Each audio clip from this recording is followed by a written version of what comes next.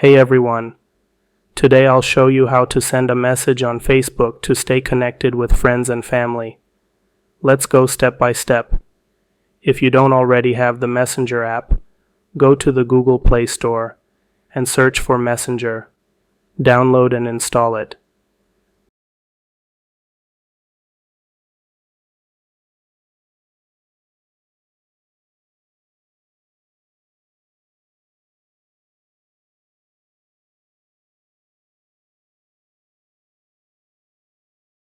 Once it's installed, tap on the Messenger icon to open it.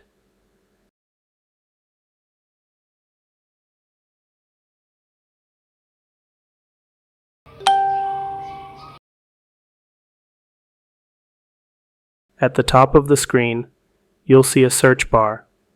Tap on it and type the name of the person you want to message. From the search results, tap on the person's name to open the chat screen. Tap on the text box at the bottom of the screen to start typing your message.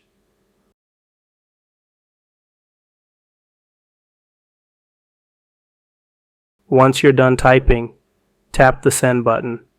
It looks like a paper airplane.